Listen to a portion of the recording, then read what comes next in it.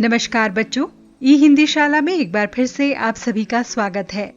आज हम करने जा रहे हैं कक्षा 7 से पाठ 15 नीलकंठ के शब्दार्थ, एमसीक्यू तथा अन्य प्रश्नोत्तर।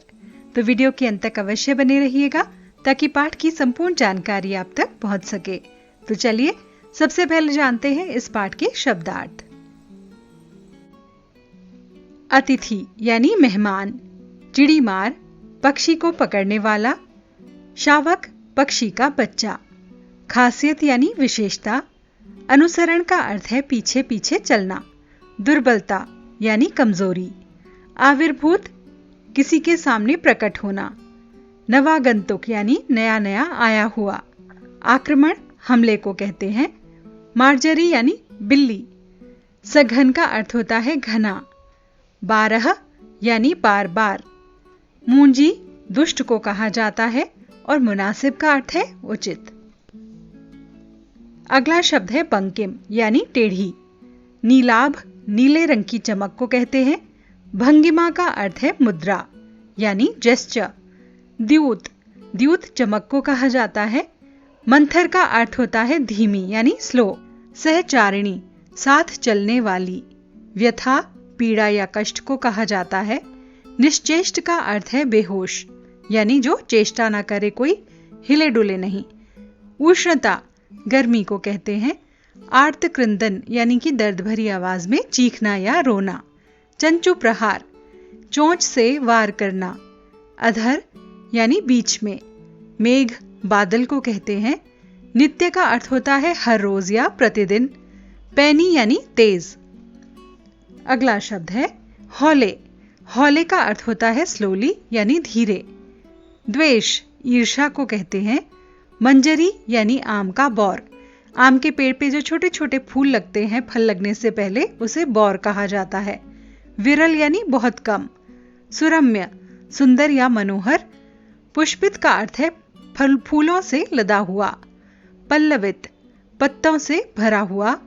सोपान का अर्थ है सीढ़ी। केका मोर की बोली को कहते हैं। स्तबक यानी कि गुलदस्ता। कुब्जा का अर्थ है कुबड़ी, जिसे हंचबैक भी कहा जाता है। दुकेली यानी कि जो अकेली ना हो या दो लोग जब साथ में हों। मेघाच्छन्न यानी बादलों से ढका हुआ। ये शब्द मेघ और आच्छन्न से बना है। विषधर का अर्थ होता है सांप। तो बच्चों, ये तो थे इस पाठ पर आधारित शब्दार्थ। चलिए अब लेते हैं आपकी परीक्षा। तो आप तैयार हैं? तो चलिए सबसे पहले करते हैं एमसीक्यू प्रश्न यानी बहुविकल्पीय प्रश्न। पहला प्रश्न है, नीलकंठ पाठ की लेखिका कौन है? अनु बंदोपाध्याय, सुभद्रा कुमारी चौहान, महादेवी वर्मा या कृष्णा सोबती? उत्तर है महादेवी वर्मा। बिल्कुल सही। लेखिका किसे स्टेशन छोड़कर घर वापस लौट रही थीं? अपने पड़ोसी को, बहन को, पिताजी को या किसी अतिथि को? आप जानते हैं। चलिए उत्तर से मिलान करें। अतिथि को। मोर को क्या प्रिय होता है? धन, वर्षा, कला या दूध? कितना आसान सा प्रश्न है ना? चलिए उत्तर देखते हैं। वर्षा। मोर वर्षा को देखते ही नाच उठता है। अगला प्रश्न है, लेखिका ने मोरनी का नाम क्या रखा? लक्ष्मी, राधा, गौरी या गौरा? उत्तर है राधा। लेखिका ने ड्राइवर को किसकी दुकान के पास पहुंचकर रुकने का संकेत दिया? मिठाई वाले की, बड़े मियां चिड़िया वाले की, चाय वाले की या फिर फूल वाले की दुकान? इसका उत्तर भी आप जानते होंगे। उत्तर है बड़े मियां चिड़िया वाले की। मोरनी मोर की क्या बन गई थी? सखी, छाया, बहन या माता? वो हमेशा उसके साथ किसकी तरह चलती थी? बिल्कुल ठीक पहचाना, छाया की तरह। अगला प्रश्न कहता है, चिड़ीमार किसके बच्चे पकड़कर लाया था? मोरनी के, बिल्ली के, खरगोश के या फिर तोते के बच्चे? उत्तर है मोरनी के। नीलकंठ पाठ की विधा क्या है, यानी इसे किस फॉर्म में लिखा गया है? संस्मरण, रेखा चित्र, कहानी या फिर निबंध? उत्तर है रेखा चित्र, यानी एक ये स्केच है। पिंजरे का आकार कैसा था? गोल, चौकोर, बड़ा या संकीर्ण? संकीर्ण का अर्थ है बहुत छोटा। उत्तर है संकीर्ण, बिल्कुल ठीक पहचाना आपने। अगला प्रश्न है, पिंजरे में रखे हुए बच्चे किसके बच्चों जैसे दिखाई दे रहे थे? तीतर, मोरनी, तोते या कबूतर? उत्तर है तीतर के बच्चों के जैसे। पिंजरे में बैठे हुए पक्षी के बच्चे किसी जड़ चित्र की भांति क्यों लग रहे थे? जड़ चित्र यानी बिल्कुल एक स्टैचू की तरह से। पक्षी के बच्चे छोटे होने के कारण ऐसा था, पिंजरा छोटा होने के कारण ऐसा हो गया था, पिंजरा बड़ा होने के कारण ऐसा था, या पक्षी के बच्चों के पंख धब्बेदार थे इसलिए? पिंजरा छोटा था, बहुत संकीर्ण था, इसलिए वो दोनों दुबक्कर चिपक बैठे हुए थे। लेखिका के कबूतर का नाम क्या था? गुड्डू, लक्का, लकी या फिर उस्ताद? क्या नाम था? याद कीजिए, पंक्ति में लिखा हुआ है ना? इसका उत्तर है लक्का। अगला प्रश्न, चिड़ीमार मोर के दोनों बच्चों को कहां से पकड़कर लाया था? रामगढ़ से, रायगढ़ से, पिथौरागढ़ से या फिर शंकरगढ़ से? उत्तर है शंकरगढ़ से। लेखिका ने बड़े मियां के भाषण की तुलना किसके साथ की है? नेता से, गांधी जी से, सामान्य ट्रेन से या फिर तूफान मेल से? उत्तर है तूफान मेल से, क्योंकि वो जब बोलते थे तो लगातार बोलते ही चले जाते थे। शुरुआत में हिरण के दोनों बच्चे कहां रहते थे? लेखिका के कमरे में, रद्दी की टोकरी में, अलमारी के पीछे या फिर पिंजरे में? उत्तर है रद्दी की टोकरी में, बिल्कुल ठीक पहचाना आपने। अगला प्रश्न देखते हैं। लेखिका ने मोर के बच्चों को कितने रुपए में खरीदा था? 25 रुपए, 30 रुपए, 35 रुपए या फिर 40 रुपए? याद कीजिए, बिल्कुल ठीक 35 रुपए में। विदेशी महिलाओं ने नीलकंठ को क्या उपाधि दी थी? महाराजा धीराज की, परफेक्ट जेंटलमैन की, पक्षियों का सम्राट होने की या फिर संगीत सम्राट की? बिल्कुल ठीक, परफेक्ट जेंटलमैन। घायल मोरनी का नाम क्या था? राधा, गौरा, कुब्जा या मंथरा? जल्दी से बताएं। बिल्कुल ठीक, कुब्जा। अगला प्रश्न है, किस पक्षी के पंजों से दवाई बनाई जाती है? चिड़िया के, तोते के पंजे, मोरनी के पंजे या फिर मोर के पंजों से? उत्तर है मोर। नीलकंठ ने किसे मारा था? कबूतर को, बिल्ली को, सांप को या फिर बिच्छू को? बिल्कुल ठीक, सांप को मारा था। लेखिका ने नवागंतुक किसे कहा है? मोर मोरनी को, तीतर के बच्चों को, मोर के बच्चों को या फिर कुब्जा को? मोर के बच्चों को कहा गया है नवागंतुक, क्योंकि वो नए नए आए थे। अगला प्रश्न, नीलकंठ खरगोश के बच्चे को कब तक सजा देता रहता? अपनी जीत होने तक, उसके हारने तक, जब तक उसकी बात ना मान ले तब तक, या जब तक वो आर्तक्रंदन ना करने लगे तब तक? चलिए उत्तर देखते हैं। जब तक वे आर्तक्रंदन न करने लगे। लेखिका किसकी अंत्येष्टि में जा रही थी? राधा की, नीलकंठ की, गौरा की, या लक्का कबूतर की या फिर कुब्जा की? उत्तर है नीलकंठ की अंत्येष्टि में, क्योंकि नीलकंठ की मृत्यु हो चुकी थी। लेखिका नीलकंठ को अंत्येष्टि के लिए कहां लेकर गई? हरिद्वार, बनारस, यमुना नदी के घाट पर या फिर संगम में? उत्तर है संगम लेकर गई। आप सभी जानते होंगे, आपने पाठ पढ़ा है तो आपको इसका उत्तर अवश्य आता होगा। इसके अलावा भी बच्चों बहुत सारे प्रश्न यहां से बन सकते हैं, जैसे लेखिका ने मृत नीलकंठ को किस चीज में लपेटा था? कंबल में, बोरे में, शॉल में या फिर चादर में? लेखिका ने उसे अपनी शॉल में लपेट लिया था। चलिए अब देखते हैं अगला प्रश्न। लेखिका को कौन सी बात पता न चल सकी, यानी कौन सा रहस्य था जो उसे ज्ञात नहीं हो सका? नीलकंठ के बढ़ने का रहस्य, जानवरों का संरक्षक बनना, कुब्जा के स्वभाव का, या फिर नीलकंठ जब बाकी जानवरों का संरक्षक कब बन गया उसे ये नहीं पता चला। बिल्कुल सही, अंतिम जो विकल्प है वो सही है। नीलकंठ बाकी जानवरों का संरक्षक कब बन गया वो ये नहीं जान सकी। जब सभी जानवर व्यस्त हो जाते थे, यानी बिजी हो जाते थे, तब नीलकंठ क्या करता था? वो सो जाता था, नाचता था, आराम करता था, या फिर सभी का ध्यान रखता था? इसका उत्तर है सभी का ध्यान रखता था। लेखिका ने 2 कटोरियों में क्या लाकर रखा? सत्तू की गोलियां और पानी, चावल के दाने और पानी, दूध और ब्रेड, या फिर इनमें से कोई भी नहीं? इस प्रश्न का उत्तर है सत्तू की गोलियां और पानी। तो बच्चों, ये तो थे बहुविकल्पीय प्रश्न। इसी तरह के ढेरों प्रश्न इस पाठ से बनकर आ सकते हैं, तो पाठ को बहुत ध्यान से सुनिएगा और पढ़िएगा, ठीक है? तो इसके लिए अब चलते हैं पाठ से संबंधित प्रश्नों के उत्तर जानने। पहला प्रश्न देखते हैं। पहला प्रश्न है, मोर मोरनी के नाम किसके आधार पर रखे गए? उत्तर है, मोर मोरनी के नाम उनके रूप और गुणों के आधार पर रखे गए। मोर की गर्दन नीली और चमकदार थी, इसीलिए उसका नाम नीलकंठ रखा गया, और छाया के समान साथ रहने के कारण मोरनी का नाम राधा रखा गया, क्योंकि राधा कृष्ण के साथ हमेशा रहती थी। तो उसी तरह से छाया बनकर नीलकंठ के साथ साथ वो मोरनी घूमती रहती थी। जाली के बड़े घर में पहुंचने पर मोर के बच्चों का किस प्रकार से स्वागत हुआ? जब मोर मोरनी और उनके बच्चों को जाली के नीचे घर में लाया गया तो चारों ओर हलचल मच गई।